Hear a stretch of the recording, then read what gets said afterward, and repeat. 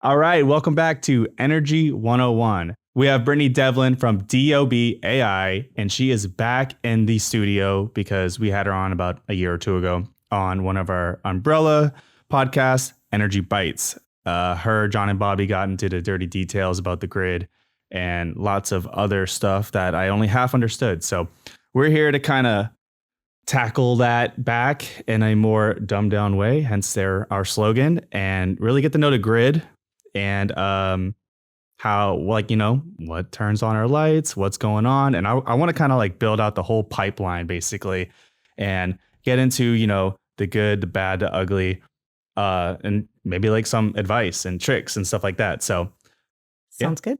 Cool. So let's get a little background real quick because so you worked for one of these companies that basically help with, that you pay your utilities through, which is something everyone relates to, and some other background and stuff like that. I was on your LinkedIn and it says you're an undergraduate in nano photonics. Oh, I did some undergraduate research in nanophotonics at Rice. Ultimately, I got a degree in physics, biology, and art. So what is your actual background and what do you do? Not just for your current job, but just like in general, what would you say you do and tackle the most? I think in general, I'm a problem solver. That's what gives me satisfaction and the drive. But throughout my career, I've done quite a few different things. I started out doing wholesale energy risk management. That's kind of before you get to the retailer, your gas bill, the big people that are doing the deals with the power plants on how to sell their power and trading for them and around them. So I spent a long time doing that. I was at Dynegy for a while. Then I went to Twin Eagle, which was really fun. And in between there, I was at Merrill Lynch. Then I left and went to the aviation industry for a while, came back to energy again. At Twin Eagle again. And then I moved on to become the CTO for Energy Ogre, which is basically a retail aggregator. You pay them $10 a month and they take care of all of your contracts and payments, et cetera, with your energy company in Texas. Yeah, we'll definitely get in on that. But you slipped in a little something there about an aviation company. I mean, everything kind of sounded the same and companies I've heard of, but then you just kind of threw in that. So that's like what you're doing right now, right? Right, that's right. What DOB is. Yes. So DOB Ai is basically airline business intelligence that's through a chat interface. It's basically an app layer that you put on top of your data that understands what the data means, understands the context of the people using it, et cetera. So I went back to aviation, but really it's very similar to energy in a way. It sounds kind of weird, but when you think about energy, you've got the historical daily prices that settle every day. You have people trading on the future curve for what oil will be in January 2026, et cetera. So very same, the data is structured in aviation because you have everybody that flew, right? That's the historical settled. And then you have what you book out in the future. So the pricing curve, the way that the data is all structured together is very, very similar. You can think of kind of, I guess, like the airplanes are like the pipelines and the people are like the molecules. There you go. Or the electrons or whatever. Yeah. Wait, so like the customer are the people who are buying flights or correct the websites that sell the ticket prices? Right. Or you can buy direct through, you can buy it through a travel agent. You can book direct online. You can use one of those sites like Expedia. But ultimately what my tool does is it helps basically the people that are figuring out where the flight should go, where the flight makes sense to go, where is the place with the most demand, where are you going to make the most money? And it can be really complicated because, you can fly from point A to point B pretty much anywhere in the world, depending on who you're flying with. So it's kind of like to take it back to energy. It's kind of like what the people that are using my tool or what maybe a gas scheduler would do at a wholesale energy trading company. Yeah, that's so cool. That's like probably the first time I'm having someone on where I want to use their product. I mean, we have people who are run like things that like aren't meant for consumers. So I just in general, wait, that makes you think. That makes me think of this dumb thought I had one time where I was traveling or planning a travel, and basically, let's say I was going to like Seattle and there was a layover in Chicago. And either I was thinking about doing it before looking into it, or like just got the idea. And I was like, what if I just got off in Chicago and then get back on? And then I got like a free, cheaper, maybe if you compared flight to Chicago. And I was like, I looked it up and like, you can't do that, basically. You can't. They really hate it when you do that, and they find ways to find you They or like not let you flag fly. you. They flag you. It's a huge problem. So little tip there. Tip number one, don't do that. Don't do do they have that. a name for that? Like They do, and it's escaping me right now. I forget. It's like second flagging, or I don't remember what it is, but I read something about that. They're really trying to crack down on that. It used to be quite easy to do, but they make it pretty difficult now. Yeah, it's like I feel like it's pretty rare to get this set up where it's like a flight directly to Chicago from like Houston would be like $200, but if you go to Seattle and it's a layover and it's $150, it's like, well, there you go, you just save $50, and that's where the scam don't do that. It's crazy. There was one flight I had to drive to Austin to fly to Hong Kong, and it was thousands of dollars difference, which I don't know, just blew my mind. But yeah, I have the tool, but the tool really helps the people at the airlines make more money, not necessarily the consumers. So I can't really use it to pick my flights. Yeah. So tip number two is when you live in like a metropolis, whatever you want to call like the Texas Triangle or up in the Northeast, and you can drive to another city in like an hour or two, you can like save a lot of money if you just look up like, the Dallas airport or the Austin airport. Right. I always look up the San Antonio airport, and it's never, ever in 10 years been a cheaper alternative. But I have driven 3 or 4 hours to Dallas, paid for like, there's a hotel near the airport, like in Grapevine or whatever, that like will keep your car for like $10 a day. And then you're still saving like 100 plus. Right. There's lots of hacks.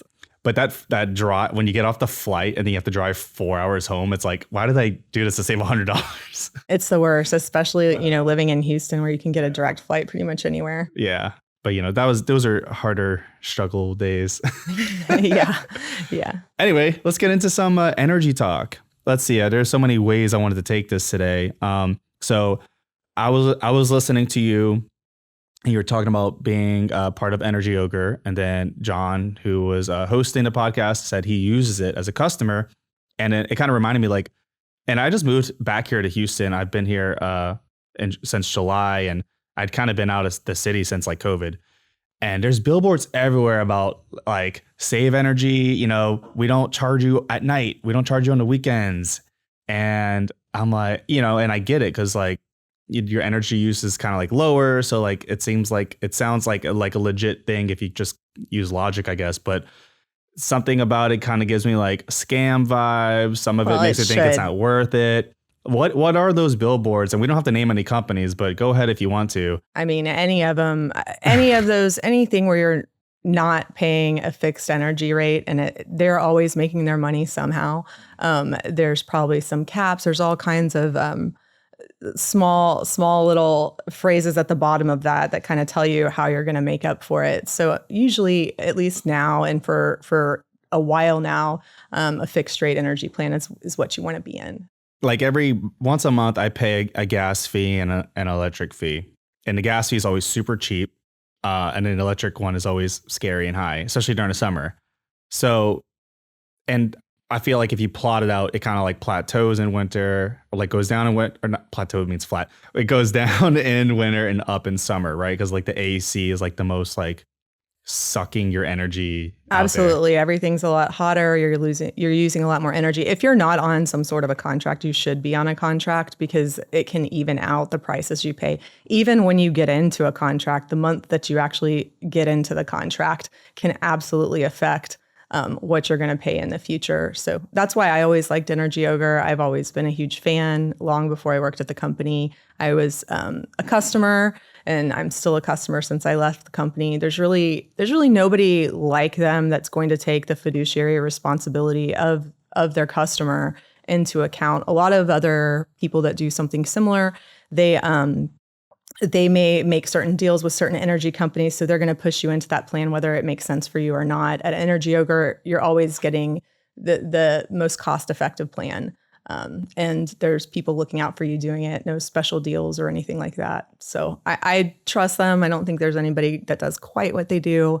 I'm a big fan. So this is gonna turn into like a consulting session because like I'm gonna ask as like a genuine like customer of like what I do now and like almost like ask you to convince me to like maybe think about what to do with what I do now. So I use TXU, which is who is TXU? It's like Reliant or Energy. Oh, right. It's like one of the big energy companies. They're a utility, or I guess they used to be. They're a utility anyway, but usually I think they operated out of Dallas initially, and now they're here too as just a retail energy company like anybody else. And we can break all this down really because I want to learn kind of just like I said, the pipeline of how all this works. So a TXU is also energy, like NRG, right? Or no, or is that different? I can't remember. Know. I've been out of it for a while. Okay, so they're like a big company that everyone uses essentially in Houston, right? Usually, I think everybody, mainly in Dallas, here people would use Reliant. Before energy got deregulated, you'd pay your bill to Houston Lighting and Power. Okay. Then electricity got deregulated, and you had all these competing companies. So yeah.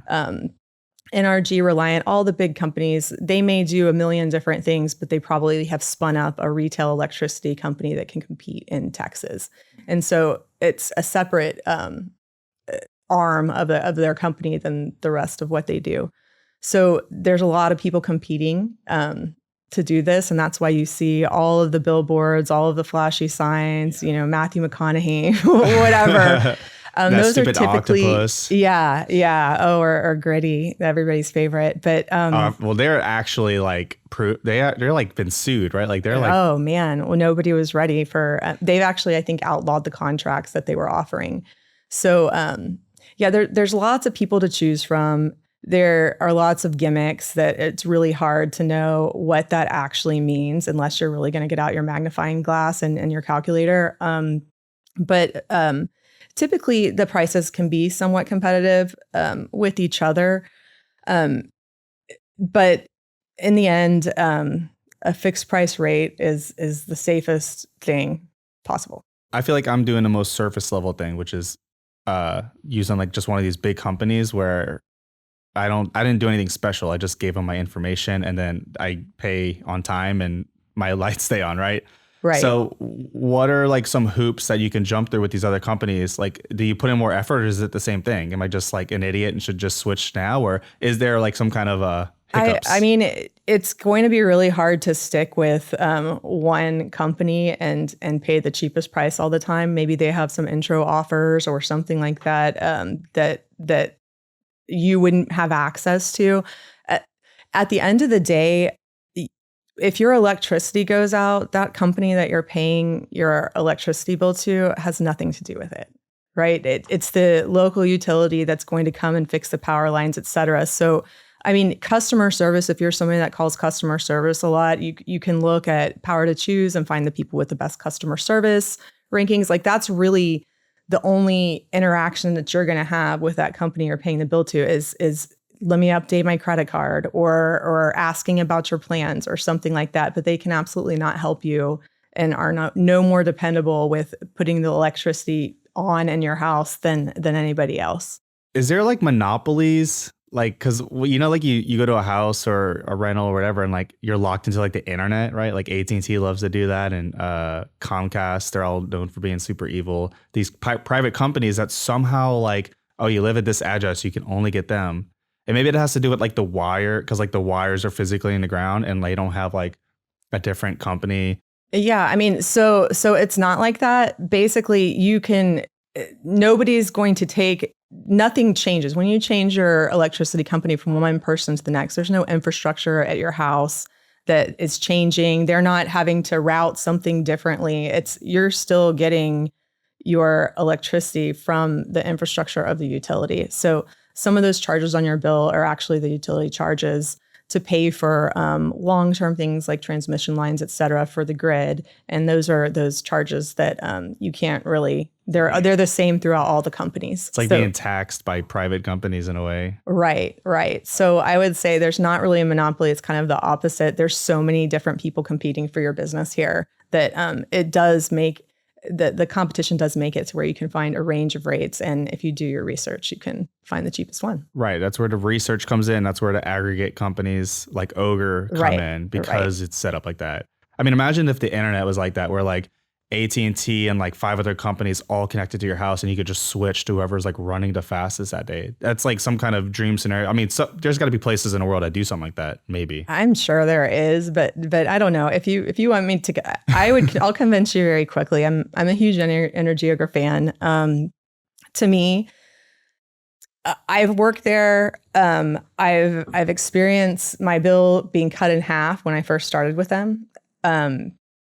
Initially, I did so much. I used to work a ton. I did analytics on energy all day long. The last thing I wanted to do was go and call somebody at customer service and switch my plan or do the research, whatever. So what happens is if you're in one of those plans and you're not locked into a contract, you're getting completely screwed on a month-to-month price, which is basically the highest possible price you can pay for the internet. Not the internet, for your electricity.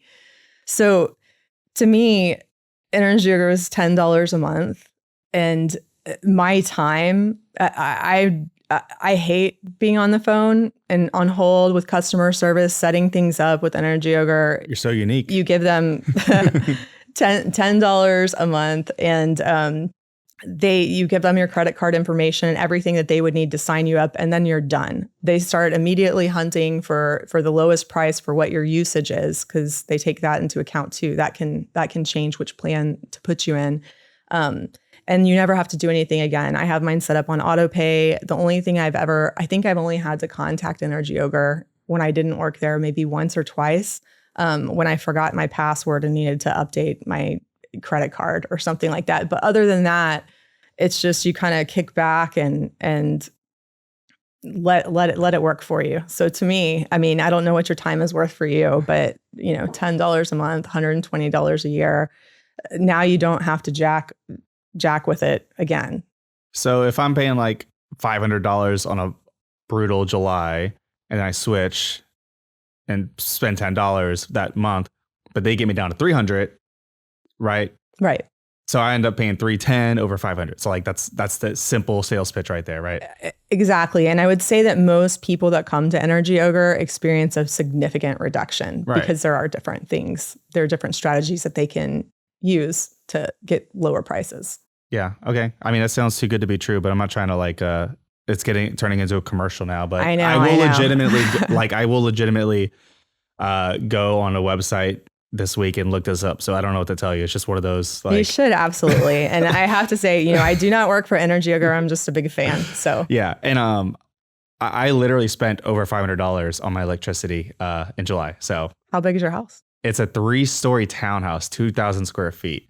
And we can get into detail about like how like the shape of your home and stuff like that works if you understand. But there's a few things I want to bounce back on. So if Energy Ogre is like, they're essentially like tapping into different sources throughout the day, or like maybe on a longer spectrum, right? Oh, every day. And they're also negotiating. They actually have the power to negotiate for lower prices with certain different companies. So there are times where we'll get custom pricing plans for our customers that maybe aren't available everywhere else. I keep saying our customers, but their customers. Let's get into the pipeline territory so I can get a better understanding of this. So let's really just dumb it down. Like everyone's house is just plugged in by like one big wire, right? Essentially. Okay. And that wire feeds into what? Like a transformer nearby? Oh gosh, yes, the transformer. And then there's substations too, right? There's substations. So every time you're driving around town, you always see these big, ugly squares with all these crazy metal. Like it looks like a playground, but like death metal. That's like that's basically what connects to your house. It's like your local power plant. And that substation's like connected further down to an actual power plant. Right. Like eventually at the end of all the wires, there is a power plant generating electricity. Right. Okay. I know, like even sometimes it's hard to remember that like everything is literally physically connected. And this is not, and that's the grid, right? So like in Texas, everything's like ERCOT. So that means everything in Texas, and I know it's like 95% Texas, is literally all connected. So like everything is touching. Like it isn't. There's no Wi-Fi electricity, right? Like it's all literally not yet. Everything is literally boom, boom, boom, boom connected forever.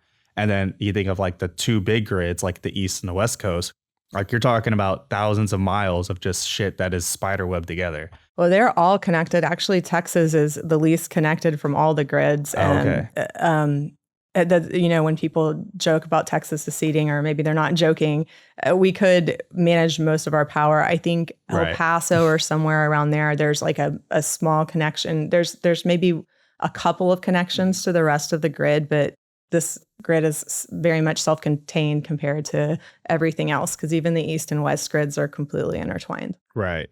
That's a whole, that's very interesting. But, okay. So where are these utilities changing? Where is Ogre switching? It's like, okay, let's stop using company A. Let's use company B because they're cheaper today. Like, how is that? What does that look like? I don't know. Well, there's two ways it can happen. One is, let's just say you were already an Energy Ogre customer.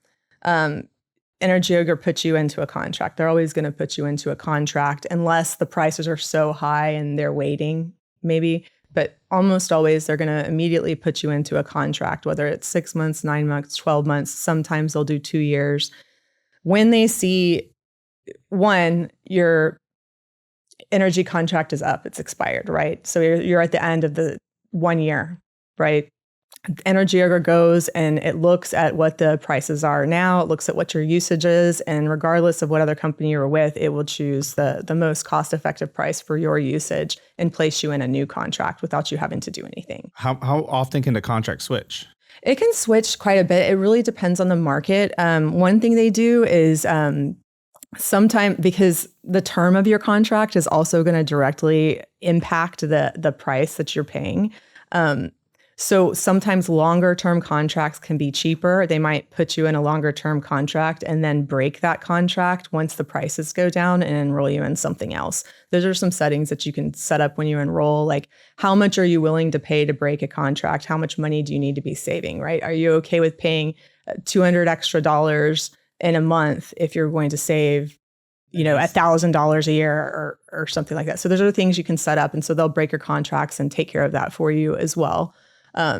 Sometimes the longer term contracts are the only thing that makes sense because the prices are so crazy in the market. So it just kind of depends on what your situation is and what's going on in the market. Essentially, you pay for the aggregate company to switch for you, not only switch, but break contracts and do the math to know that it's worth it. Or you just do it yourself and just put in all the work. I mean, is it that simple? It's that simple. I would say I think that if you're not an electricity expert, then knowing what the actual going rate is for everything. I mean, you can go to Power and Choose and kind of look at it, but they have all the analytic team there to really look at what the terms are and what that means and what the market's doing. So, I mean, unless you have if you think about it, you sign up for a contract, you did a great job shopping, right? Well, let's just say you're not worried about it and the energy prices drop, right? You're not even going to know unless you're looking for that contract. So unless you're looking at it every single day and that's what you like to do, it just makes a lot more sense to go with an aggregator to me. Yeah, this is turning into I'm just like taking I'm like I said, consulting. Like I'm taking notes and I'm going to watch this later. I have to watch it because I have to edit it, but I'm also going to watch it while I have another laptop open so I can switch my plan. Because you brought up what's the energy choice thing? Oh, Power to Choose. Is that a Texas thing? What is that? It's a Texas thing. I can't remember the history of it, but I think that when the market got deregulated, like whoever, the PUC, or I don't know what entity it is, mandated that this website was created to where everybody can see their choices. Okay. So yeah, like I'm sitting here like thinking I had to do TXU because I'm like thinking it's like internet monopoly comparison. Like I don't know, TXU, that's everywhere for sure. And then I'm paying $500 the second month I'm there. And I'm just so lazy and such a dumb customer that I'm like, I guess my life sucks and I'm paying this much. Like I'm not going to look up shit. And so I haven't even heard of that. And so is that a useful tool? Is it like a government run tool? What is it? It's a terrible tool. Oh. I mean, it's great. Like if you're not going to use an aggregator, it is the best place I'm aware of. I mean, anything's better than what the hell I'm doing. Yeah, you'll look at it like it's a completely antiquated site that's not being kept up by any of the companies that are on it. It's got rankings and things like that. It's a useful site if you're not going to go with an aggregator. But again, when you go with an aggregator, you might be getting rates that aren't on that site. There's also sometimes they'll do things like, let's say your contract at Energy Ogre will do. Let's say your contract is about to be up in 2 months. They might renegotiate the next contract with that company to extend the overall thing for 2 years to do the price cheaper. So there's some pretty fancy things that you can do that they're doing at Energy Ogre that you may not have the resources to do as a consumer. Okay, I think I've gone in that enough. I'm gonna go home and renegotiate that. However, I am in I'm in like a 1.5 year lease. And like, I mean, how many times you think like an aggregate would switch if I'm there for that long? And I kind of like admit that I'm like, I am 100% moving in a year. Like, is that worth it? Well, I mean, they'll also move it with you as long as you move. You can move with Energy Ogre. Oh, yeah. So, I mean, they'll take care of your move in, move out, all of those different things. That's another service that they offer. In apartments, I mean, if you're paying $500 a month and it's a large apartment, it's a little bit different. I mean, for short-term people that are leasing in apartments that are really small and their energy bill isn't that high, getting a few cents, a cent here or there on your contract maybe doesn't make that big of a difference. But you could absolutely use Energy Ogre. But you might, if you're only going to stay someplace 6 months at a time, it might be easier just to go to Power to Choose. Okay.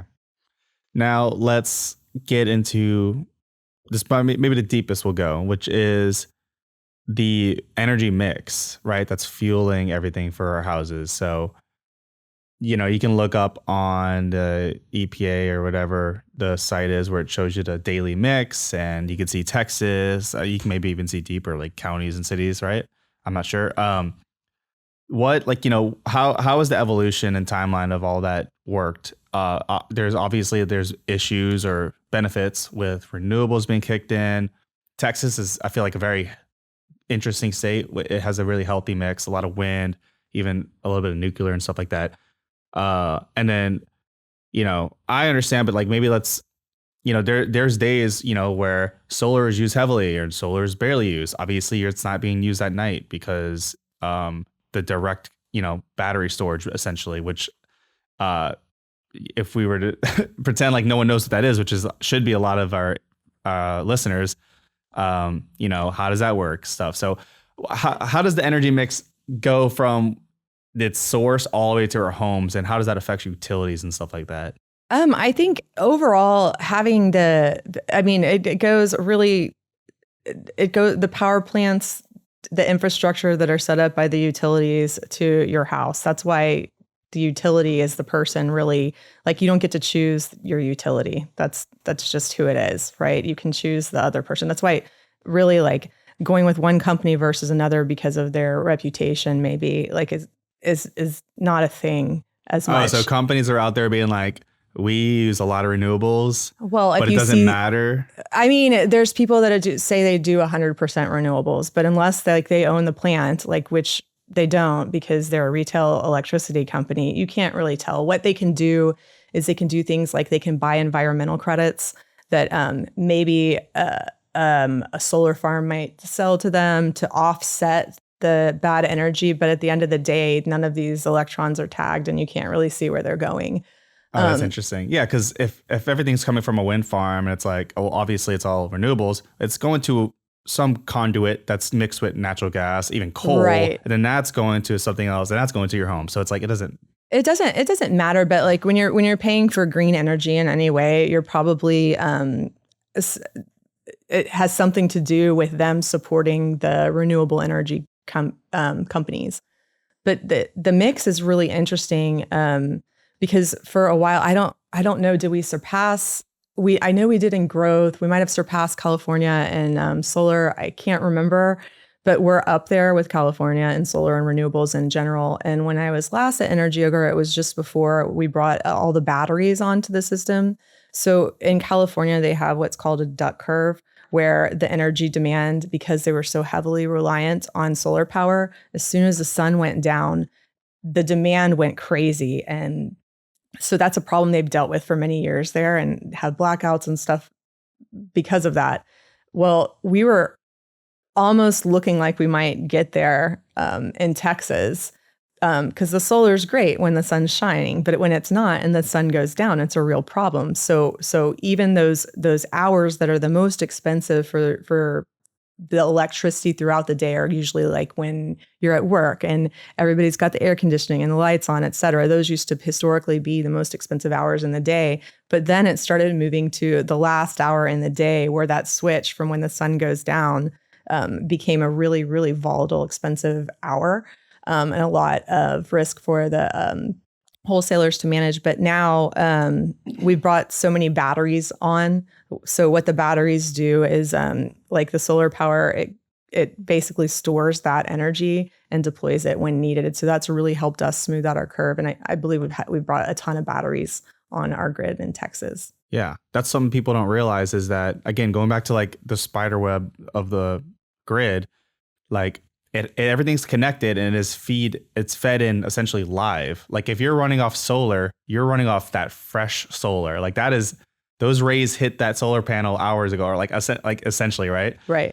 And the technology, which is called simply battery storage, is the idea of let's hit this sun, hit the panels, and let's hold it as long, like days, months, years. Like that literally doesn't exist. Like you can't have a wind turbine spin, charge a battery, and then have it charge for a year. Like is that impossible right now? I don't really know how long they charge or how it's deployed. I just know that they're there now, and so it's like not totally gone away as soon as the sun goes down. We're right? We're in the midst of this. This is what's going to be like huge in the future, and hopefully like just part of everyday life. It should be mundane, but for right now, we can't just like charge all these batteries and whatever. We got to burn it. We got to use it. You got to use it. And I'm sure there's definitely some sort of deprecation that occurs with like the amount of energy that there's definitely energy lost in that process. But at least like temporarily, the batteries are working really well, and definitely evening out our grid, because the renewables is a great thing with the big AI boom. A lot of people it's so interesting with the global climate right now. It's a lot of people are very anti-renewables. But I think as far as energy is concerned, we need as much as we can get. And renewables are some of the quickest ways to spin up energy plants. So I think like the more the merrier, especially now that we have the battery technology. So I think that's making everything a lot better for us. In some states, I was just reading, I think a lot of the big AI centers are happening basically in Texas and in Virginia right now. And a lot of that has to do with in Texas, it's very easy for, a Bitcoiner miner to do a deal. It's much easier for them to spin up their own generation facilities and feed it directly to the plant so that they don't have to connect to the grid at all, which is great. I was reading about the Meta plant, I think it's in Louisiana, and their utilities, like their utility fee on there is going to include the transmission that the utility has to build to the Meta plant. And I don't know, there's probably something good for them. Maybe Meta is going to sell them a lot of excess energy or something like that, sell their energy back into the grid. But I thought that was kind of wild compared to what happens here. Yeah, there's a lot of that happening in Louisiana and to Virginia and everything in between, like out here, Arkansas and like Alabama or Missouri, something. There's like they're basically collaborating with the states that are allowing it. But then there's issues. I think we talked about this with Haley on another episode about like how it kind of goes into the utility fees of customers who live there, and it's getting a little dicey. Yeah, I thought that was interesting that they were passing it on to the consumer. I mean, those charges are really small, and the reason they are really small, well, one, we don't have enough transmission built anyway, right? So they're not building enough transmission. All the wind that we have, it can't even get to the grid because there's so much congestion at different points. So there's definitely an infrastructure problem that needs to be solved with the grid everywhere in the U.S. But building out those transmission lines are those little utility charges that you're getting, and they have the luxury of spreading the cost of that out over 20 or 30 years instead of just hitting it all up front with like a company would have to pay for their own transmission or something like that. So It is interesting, but transmission is a problem in Texas, as we've seen, and it's a problem everywhere. We can build as much energy as we want, but if we can't get it to a home, then there's going to be a problem. No, we don't we take for granted how, we just live our lives every day. The power never goes out unless like physically something's happening like outside where Right. like it makes sense. Where other countries, even first world countries, deal with that. They do. I don't know about you, but was it last year or the year before with derechos, all of these different things? I have a generator, luckily, and I got it before Uri, the big snowstorm, and it has saved me. I think it hasn't come on. I can't remember it coming on more than once, maybe during a storm this year, but the year before it came on 4 or 5 times throughout the year, and it ran for over a week, 2 different times. Yeah. So I don't know, something about that. Like I hear my generator, it's really loud, it's revving up, and I get really excited when it comes on.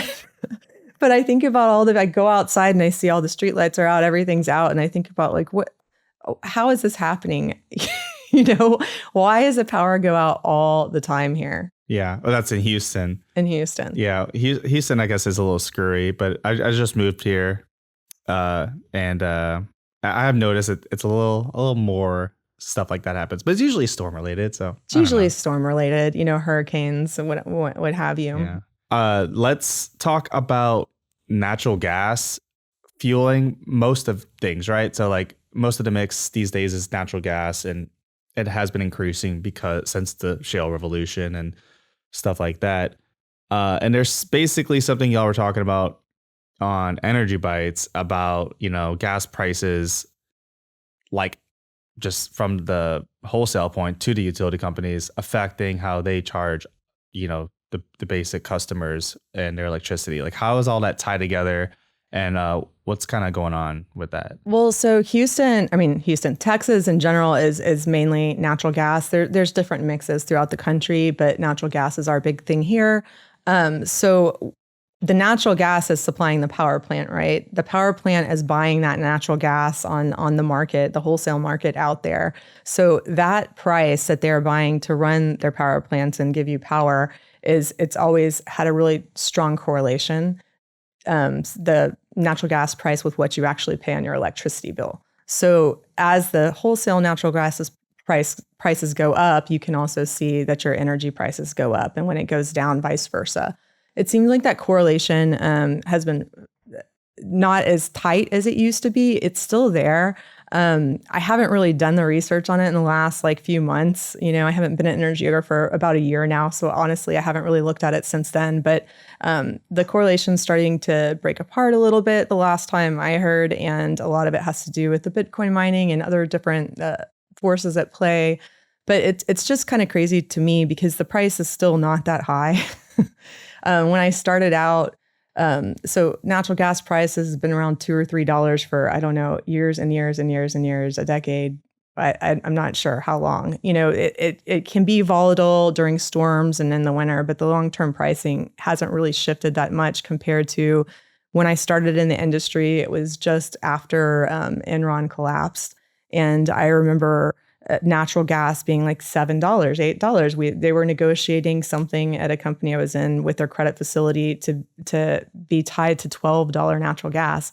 So that just kind of blows me away how expensive that could be, how cheap it is now, but still these small deviations in the small price is completely correlated to your bill. But that's because the energy mostly is coming from that natural gas.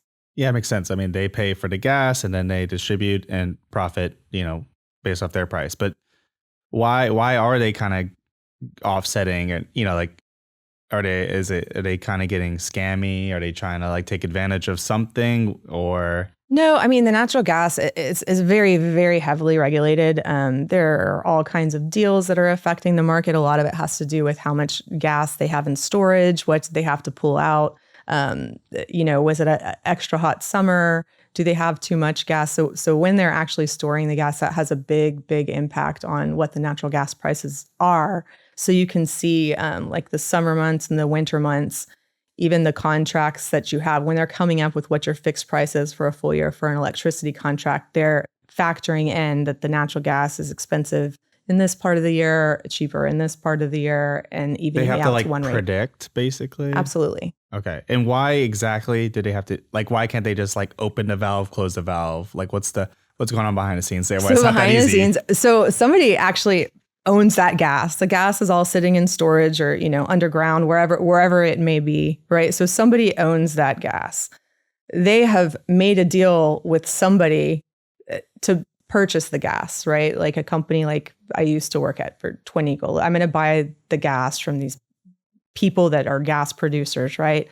Well, I'm going to sell that gas and make a margin. Like, let's just say I bought, a box of gas every day for 1 year. Then I'm going to go and I'm going to sell that box of gas every day for 1 year for the same price plus, 10% or 20%, whatever it is, right? Well, at the end of the day, the producer has already sold the gas to this marketer. The only people that are going to get the gas are the people that the marketer sold the gas to. So it's all kind of a possession thing of who actually owns the gas and who has like the pipeline for the gas to travel through, who has the capacity on that pipeline to ship the gas through, because that's another component to it as well. Yeah. There's so many moving parts and like parties, that there's so many parties at play, and there's so many different types of contracts that can get very, very complicated. It's not just who you buy and sell the gas. It's you have to make sure that you're paying for the capacity on the pipeline to be able to sell the gas. You don't want to buy the capacity unless you know that you're going to have something to ship on it. So it gets very complicated. But at the end of the day, somebody is buying the gas and somebody is selling the gas. And so it's not free. It's not owned by a utility. There are deals that have been done and people that have been promised. Yeah.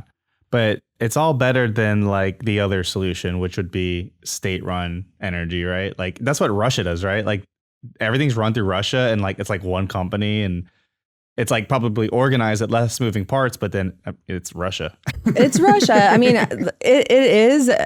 I think it's better, but I've made my career on these types of deals, and it's You think it's been better here?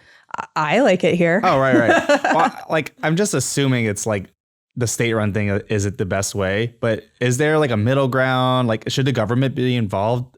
Well, I mean, so there's state-owned oil companies like in the Middle East, or, places like that. But I don't know that necessarily translate down to state-owned electricity. It probably does in a place like Russia. I don't know. I think Australia has competitive energy markets like for electricity, similar to what we do.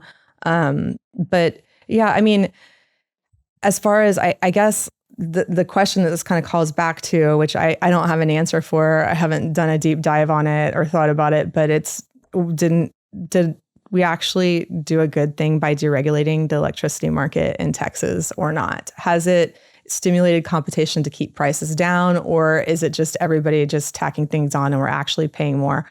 I've read different things about that over the years, but ultimately, I think that especially if you're using somebody like Energy Ogre or you're doing the research on your own things, you can actually find the deals where you're paying less. So I don't know. Is it better to be? I think a free market, competitive market is good, but the market isn't completely free and competitive.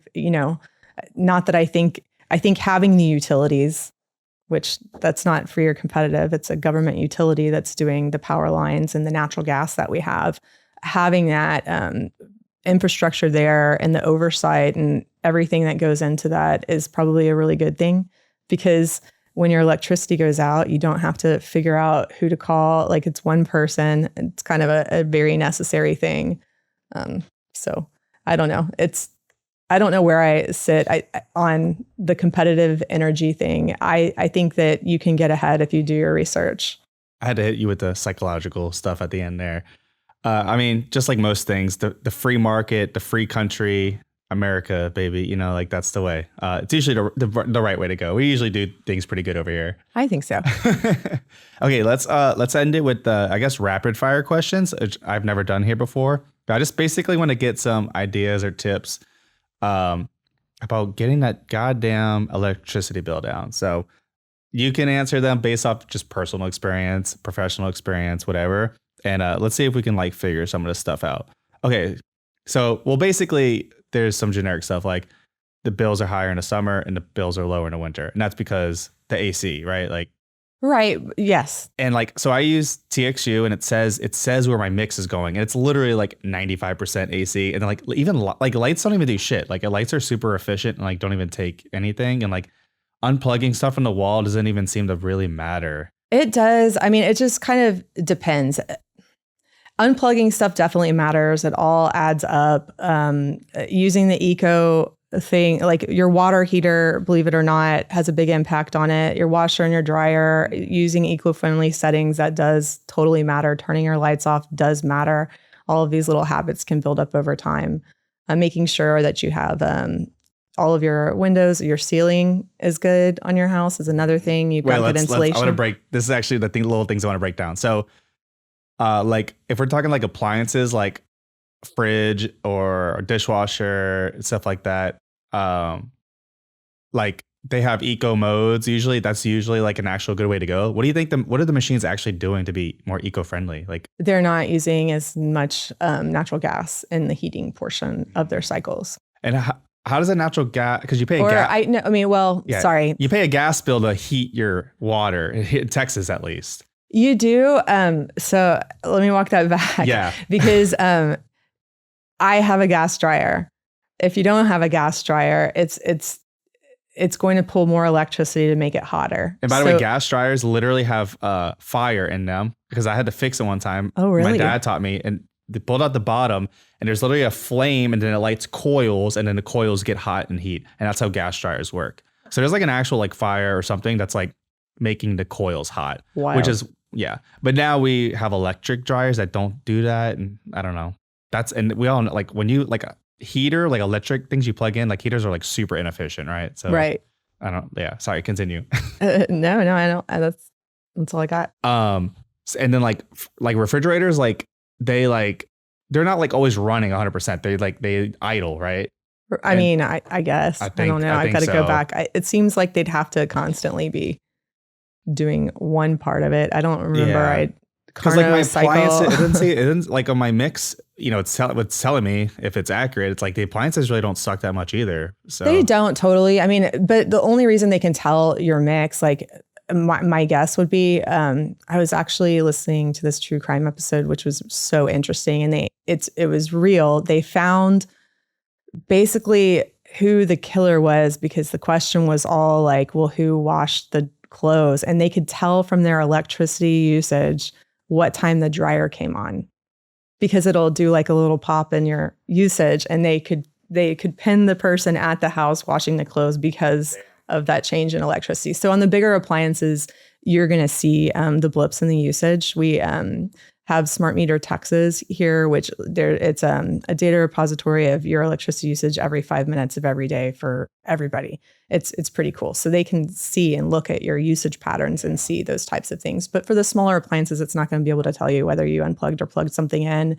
What's just going to happen is an overall gradual reduction by you unplugging it.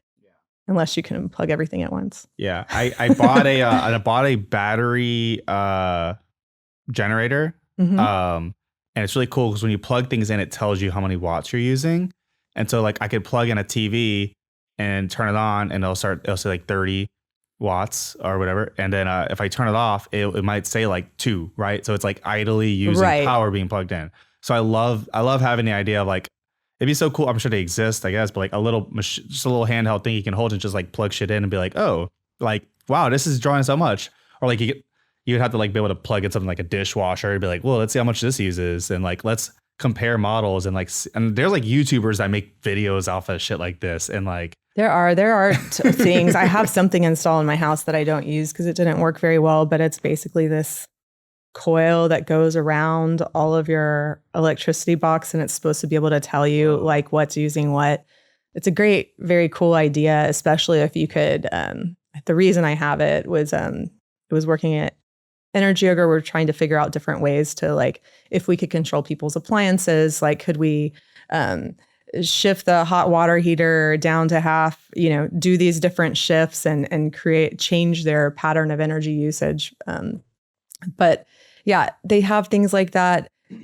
the ones that I tried that are pretty old now weren't great, but I think some of the new homes are really, really interesting in how they have these set up. They have these smart homes now that knows everything about your appliances. And so I'm sure that technology's come pretty far since I've used it.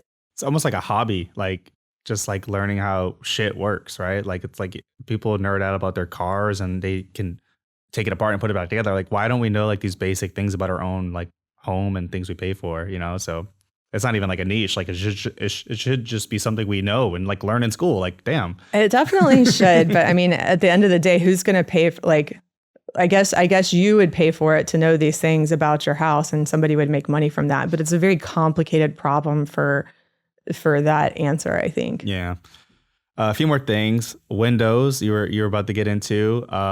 Like obviously a window's open, the sun hits it, it's beaming through, it makes the window hot, it makes it hot. So like obviously like blinds like are big saver, right? And yeah, blinds, tricks? Drapes, like that's absolutely huge.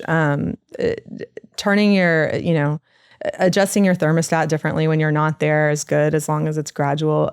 Yes, not going from like you're sleeping at 69 at night and then you leave and it goes down up to 80 and you come home and you go back to 69. You want to trickle down. Yeah, I mean, because it takes a lot of energy to cool your house back down, right? So as long as, I mean, if you're gone for an entire day, it's probably worth it to flip it up a couple degrees or more. We do it for our daily work day at our house, and I've noticed a difference, I think. And yeah, it depending on the day, like it isn't too bad to like deal with. So yeah, I think insulation is huge. I mean, that's one thing that could make a big impact if you don't have insulation. And then weather stripping, stuff like that. Like like the ends of the, like on your door, the little plastic thing on the bottom. All the little cracks that adds up as it flows. It definitely in and adds out. Up. Yeah. Wow. What else we got? Ceiling fans. They always tell you to like in the summer flip it so it spins the other way. You ever done that actually? Have you actually gone up there and flipped that switch? No, I hate ceiling fans. And so I every time they're on, I turn them off. But yeah, that makes no sense to me that spinning it a different way.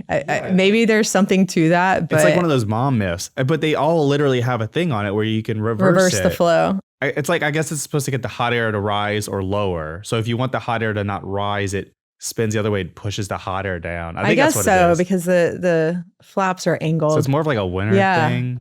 Okay. Yeah, that's pretty much it. The last one I have is, I mentioned I live in a 3-story home. It's pretty crazy. So 3 stories and it's there's one AC unit in the back, which means that cools all 3 floors evenly, right? I asked my dad and I think he called it like ducking or something. So I guess something's happening in the spaghetti in the attic where it knows how to like aggregate different airflows, because I have 3 thermostats too, but it's all the same unit. So interesting, yeah. It's super inefficient basically, right? Like it'd be better to live in a 1-story house where it can just cool it all. Or do you use all 3 of your stories all the time? Not really, but I mean, that would be huge. Just shutting the doors. Shutting the doors help? Absolutely. Well, think about it just when you're in a hot or cold house. Like if you want to keep something cool upstairs, you shut the door and it's going to keep everything cooler in there. But what if you close the door to one room and then the AC, it gets on there and then it's like nice and cold in that room, right? It's not spreading. Because that's how my mind works. It's not spreading. Well, I'm just saying for the rooms that you're not using, shut the door, turn the thermostat. Like if you're not using the 3rd floor, the vent, keep that thermostat up there on a different level and only turn that on. Okay. Shut all the doors leading up to that. Like if it's the 3rd floor, I would hope it's the 3rd floor and not like the 1st floor or 2nd floor you don't use, but whatever that floor is, if you can seal it off and keep that at a different temperature, that should help a lot too. A lot to learn today. Okay. Well, I'm gonna pray that by next July I get under 500, hopefully 400. Maybe 300. You should sign up with Energy Ogre and it'll project, like it'll be huge. I think it sounds like it would be a good move for you.